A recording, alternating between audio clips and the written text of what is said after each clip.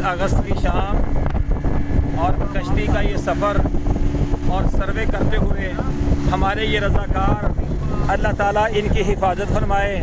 इन नौजवानों को हर फितने शर से महफूज फरमाए। और ये सर्वे करते हुए अल्हम्दुलिल्लाह आपकी अमानतें पहुँचाने के लिए ये आप देख सकते हैं